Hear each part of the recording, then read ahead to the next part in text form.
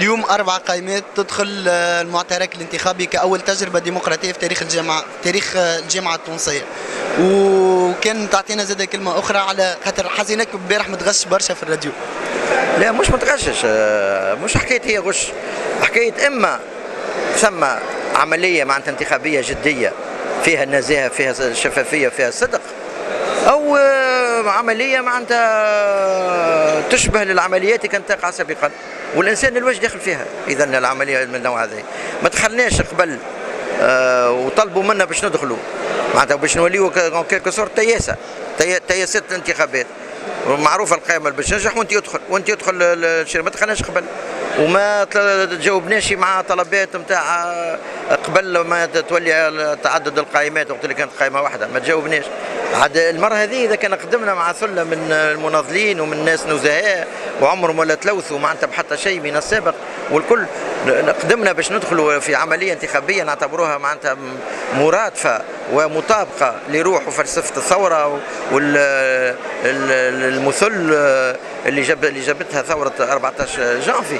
نلقاو روحنا قدام معناتها تصرفات مشينه نتاع انا واحد سميته رضيع التسيير الرياضي ويلم في رؤساء الجمعيات ويقول اللي انا بعثني السي طارق ذياب واللي راهو يصوت على القائمه نتاع السي طارق الهمامي عنده يا اخو نعطيوه 100 مليون للجمعه الجايه بالدرجه الاولى و60 مليون من الدرجه الثانيه.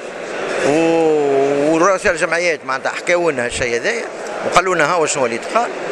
وكم المساله ما كانتش من الشخص هذا بركه، زاد كانت من شخص اسر في الشمال الغربي زاد اللي تراس في السابق معناتها جمعيه زاد عاود نفس الكلام وذكر نفس الارقام 100 مليون درجه اولى و6 مليون درجه ثانيه. فتولي المساله موضع شك، موضع ارتباك، وتخلي العبد معناتها يتساءل ويقول يا لندرا ويني الحقيقه من عدمها. واحنا نعرفوا في الرياضه خاصه اللي الاشياء كومونس توجور تبدا ديما بريمار وبعد تكبر الريمار تولي شطر حقيقه وبعد تكبر شطر حقيقه تولي حقيقه. على ذاك طلبت من الاخ طارق ذياب البارح باش يتداخل هو شخصيا وباش يمحي ويفسخ كل هالكلام وكل الاقاويل باش الجمعيات الكل تسمع. استحال عليه باش يتداخل في الوقت هذاك.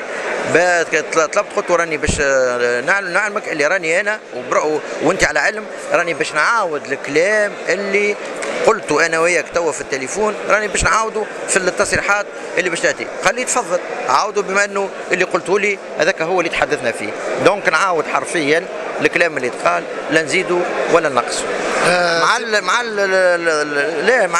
نزيدوا حاجه اخرى اللي رئيس اللجنه الوطنيه الاولمبيه سي يونس الشتالي هي اللجنه الوطنيه معناتها هيكل محايد مبدئيا محايد. في حصه في اذاعه الشباب نهار الخميس يتكلم على القوائم وقال والله انا اتعجب كيفاش ما ثم كان قائمه واحده قائمه سي طارق الهمامي اللي فيها لاعب دولي ويقع تدخل يمكن بروفوكي تدخل نتاع لاعب دولي محترم معناتها سابق والكل باش يقول له شبيك انت يا فلان ما عملتش قائمه وعلاش ما دخلتش في قائمه. الجامعه راهو يلزموا يسيروها الناس اللي عندهم خبره وانتم اللي عندكم الخبره الملاعبيه وما ثم كان راهو القائمه تاع سي طارق الهمامي اللي فيها راهو لاعب معناتها دولي.